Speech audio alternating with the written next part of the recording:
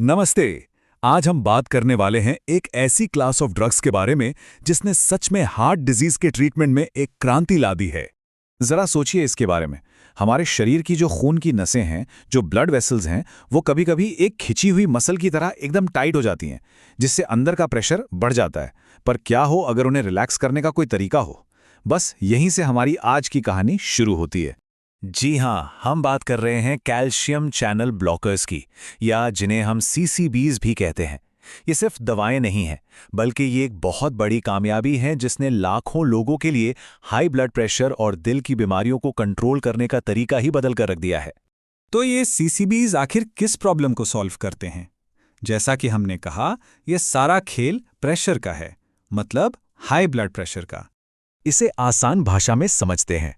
सोचिए, आपकी धमनियों के अंदर, मतलब आर्टरीज के अंदर, खून का दबाव लगातार बहुत ज्यादा बना हुआ है। इससे आपके दिल और ब्लड वेसल्स पर एक्स्ट्रा जोर पड़ता है और समय के साथ ये काफी बड़ा नुकसान पहुंचा सकता है। तो सवाल ये उठता है कि ये दवाइयां इस प्रेशर को कम कैसे करती हैं? चलिए इनके काम करने का तरीका समझते हैं। जैसा कि नाम से ही जाहिर है, ये दवाएं कैल्शियम को ब्लॉक करती हैं। पर कैल्शियम को ब्लॉक करना जरूरी क्यों है? भाई, क्योंकि कैल्शियम ही वो सिग्नल है जो हमारी मसल्स को, और इसमें हमारी ब्लड वेसल्स की दीवारें भी शामिल हैं, सिकुड़ने का ऑर्डर देता है। इस पूरी प्रोसेस को और भी आसान बनाने के लिए चलिए एक बहुत ही सिंपल सा उदाहरण लेते हैं। मान लीजिए कि आपकी जो ब्लड वेसल्स हैं वो पानी के पाइप का एक नेटवर्क हैं, और ये स्लाइड इस पूरी प्रक्रिया को कितनी खूबसूरती से समझाती है। देखिए, एक तरफ हाई प्रेशर की वजह से पाइप, मतलब हमारी आर्टरी, काफी तंग है। अब सीसीबीज एक गेटकीपर की तरह काम करते हैं। वो कैल्शियम को मसल्स में जाने से रोक देते हैं, और नतीजा आप दूसरी तरफ देख सकते हैं। आर्टरी चौड़ी हो जाती है, खून का बहाव आसान हो जाता है और प्रेशर अपने आप नीचे आ जाता है ना? एकदम सरल और असरदार तरीका। लेकिन एक बात और, सारे सीसीबीज एक जैसे नहीं होते। इन्हें मोटे तौर पर दो ग्रुप्स में बांटा जा सकता है। एक है डाइहाइड्रोपिरिडीन, जैसे कि एम्लोडिपिन। ये मेनली ब्लड वेसल्स पर फोकस करते हैं, उन्हें चौड़ा करते हैं। और दूसरी तरफ है नॉन डाइहाइड्रोपिरिडीन, जैसे वेरापामिल। ये ब्लड वेसल्स के साथ साथ सीधे दिल पर भी काम करते हैं, हार्ट रेट को भी धीमा कर देते हैं। चलिए अब पहले ग्रुप पर थोड़ा और ध्यान देते हैं और इसके सबसे आम उदाहरण एम्लोडिपिन को जरा और करीब से जानते हैं। एम्लोडिपिन को थर्ड जनरेशन की दवा माना जाता है। इसका क्या मतलब हुआ? इसका मतलब ये है कि इसे और भी ज्यादा सटीक होने के लिए और शरीर में ज्यादा देर तक असर करने के लिए बनाया गया था। और ये स्लाइड इस फर्क को बहुत अच्छे से दिखाती है। देखिए, अगर हम इसकी तुलना एक पुरानी दवा निफेडिपिन से करें तो आप साफ साफ देख सकते हैं कि एम्लोडिपिन की हाफ लाइफ 35 से 50 घंटे की है। अब हाफ लाइफ का सीधा सा मतलब यह है कि दवा की आधी मात्रा को शरीर से बाहर निकलने में इतना ज्यादा वक्त लगता है। यह बहुत बहुत बड़ा फर्क है। ये नंबर ही अपने आप में पूरी कहानी बयां करता है, 35 से 50 घंटे। इसका मतलब यह हुआ कि दवा की बस एक डोज शरीर में लगभग 2 दिनों तक अपना काम करती रहती है, और यही धीमी और स्थिर रिलीज इसकी कामयाबी का सबसे बड़ा राज है। तो इस लंबी हाफ लाइफ का असल में फायदा क्या है?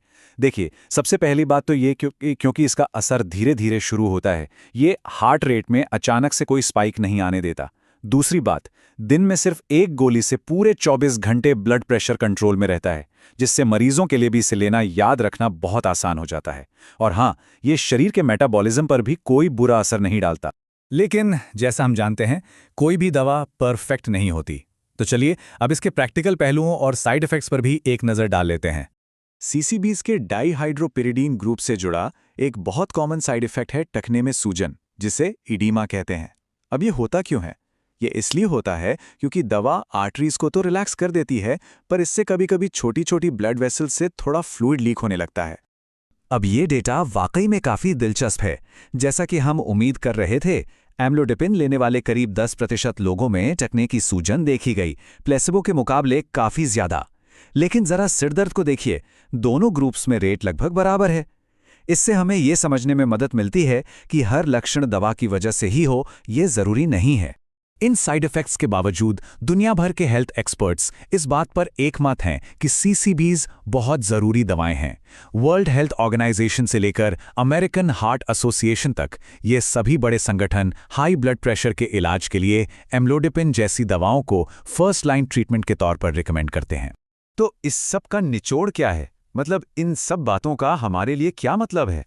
ये कोट पूरी बात को बहुत अच्छे से समझाता है। ये सिर्फ एक और गोली नहीं है, ये एक चिकित्सीय प्रगति है। इसका डिजाइन, मतलब इसका धीमा असर, लंबा एक्शन, इसे हाई ब्लड प्रेशर के खिलाफ हमारी लड़ाई में एक बहुत ही पावरफुल और भरोसेमंद हथियार बनाता है।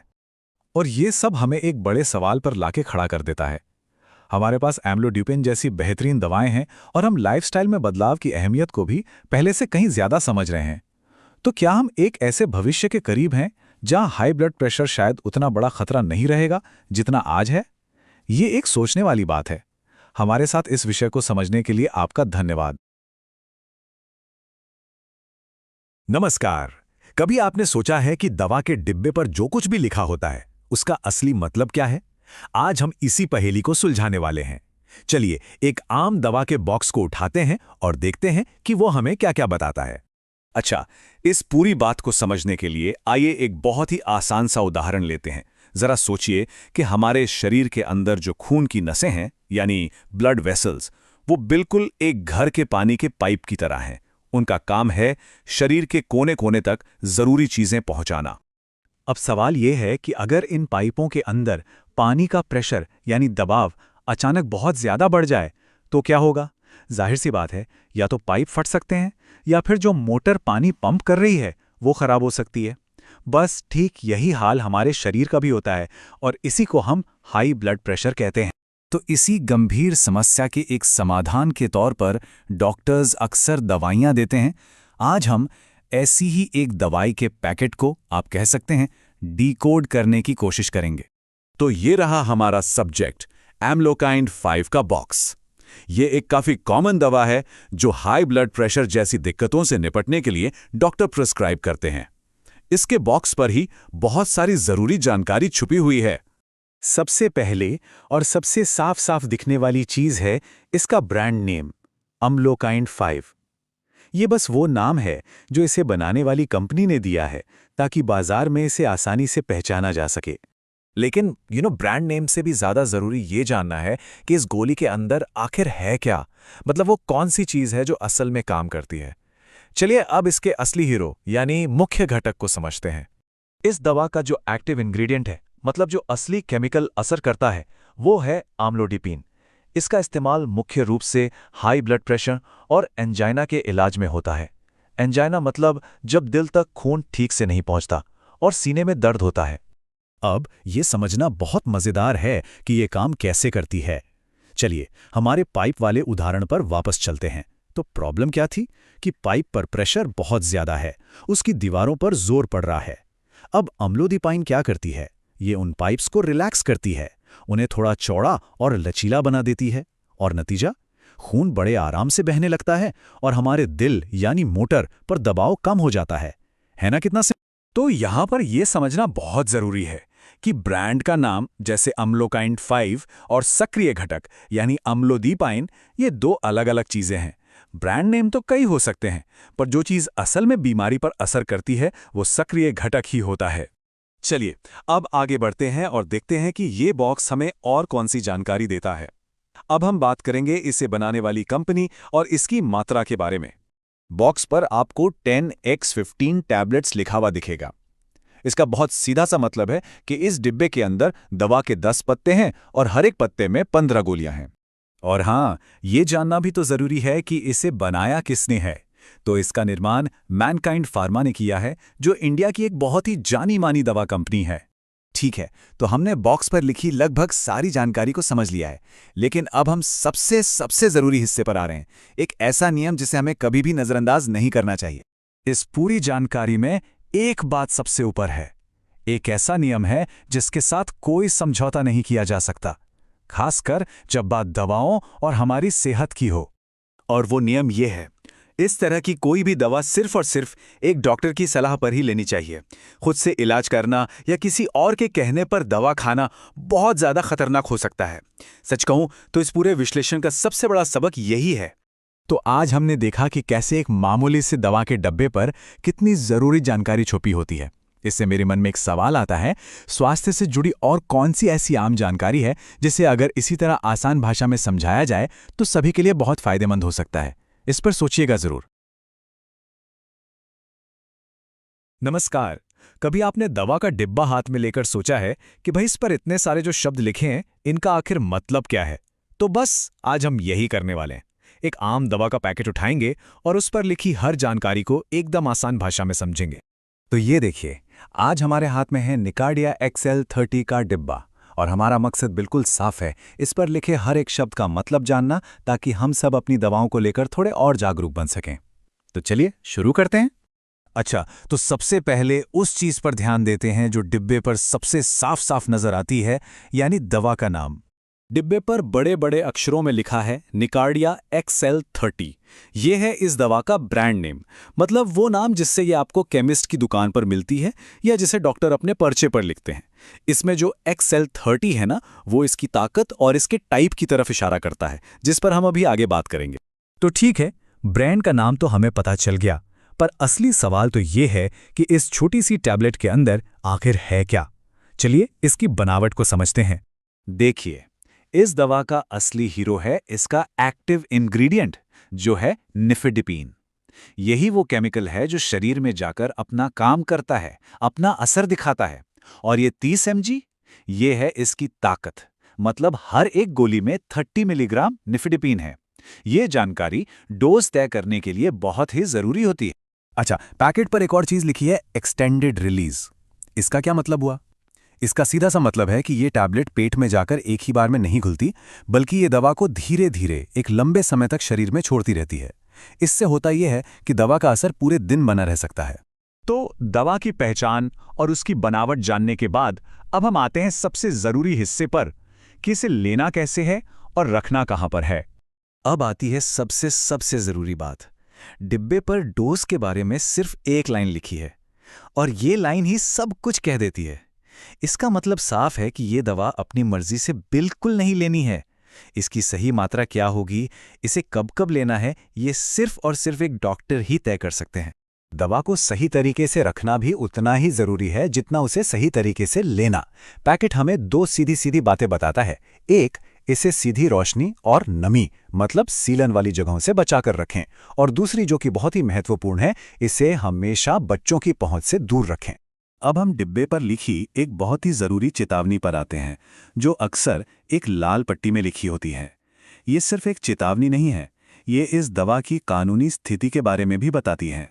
इस पर लिखा है schedule H prescription drug. Bharat में इसका सीधा सा मतलब ये है कि एक ऐसी दवा है जिसे आप किसी भी दुकान पर जाकर सीधे नहीं खरीद सकते। इसे खरीदने के लिए एक रजिस्टर्ड डॉक्टर का पर्चा यानी प्रिस्क्रिप्शन दिखाना जरूरी है, और ये नियम हम सबकी सुरक्षा के लिए ही बनाया गया है। तो हमने नाम, बनावट, निर्देश और चेतावनियों, इन सब को समझ लिया है। अब इन सभी जानकारियों को एक साथ जोड़कर आखिरी और सबसे जरूरी नतीजे पर पहुंचते हैं।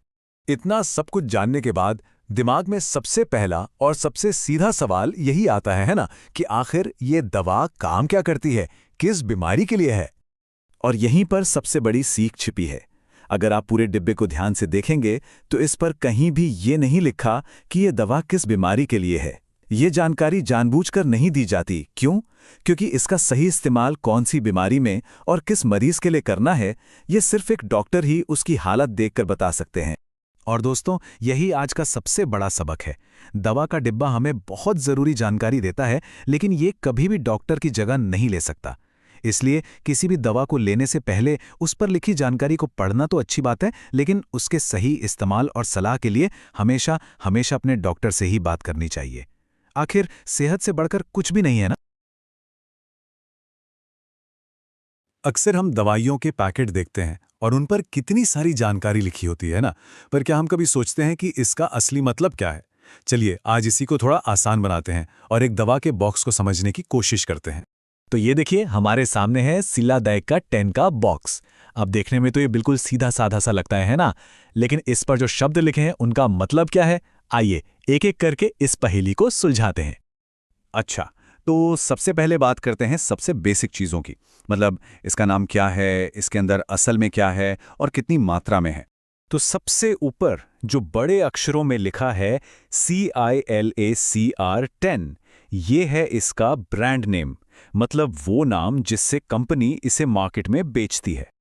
लेकिन आप जानते हैं, ब्रांड नेम से भी ज़्यादा ज़रूरी होता है इसका एक्टिव इंग्रेडिएंट, यानी वो असली केमिकल जो सारा काम करता है। और इस दवा में वो है सिलनीडिपाइन। और ये जो नाम के साथ 10 लिखा है, इसका क्या मतलब? ये है इसकी डोज, या कह सकते हैं इसकी ताकत। इसका मतलब है कि हर एक गोली के अंदर 10 मिलीग्राम सिलनीडिपाइन है। चलो, ये तो पता चल गया कि नाम क्या है और डोज कितनी है, पर सबसे बड़ा सवाल तो अब आता है, आखिर ये दवा करती क्या है, किस काम आती है? तो देखिए, सिलनीडिपाइन का इस्तेमाल ज्यादातर हाई ब्लड प्रेशर, जिसे हम उच्च रक्तचाप भी कहते हैं, उसके इलाज में किया जाता है। अब यहाँ एक बात साफ करना बहुत जरूरी है। देखिए, जो जानकारी हमारे पास है उसमें सिर्फ दवा का नाम और उसकी ताकत का जिक्र है। ये जो हाई ब्लड प्रेशर वाली बात है, ये बाहरी जानकारी पर आधारित है। तो प्लीज इस बात को गांठ बांध लीजिए कि ये सिर्फ जानकारी के लिए है, ये किसी भी तरह से डॉक्टरी सलाह नहीं है। अच्छा, ये दवा काम कैसे करती है, इसको समझने के लिए ना एक बहुत ही आसान सा उदाहरण लेते हैं, बिल्कुल सिंपल। पर सवाल ये है कि आखिर कोई दवा ब्लड प्रेशर को कम कैसे कर देती है? मतलब शरीर के अंदर होता क्या है?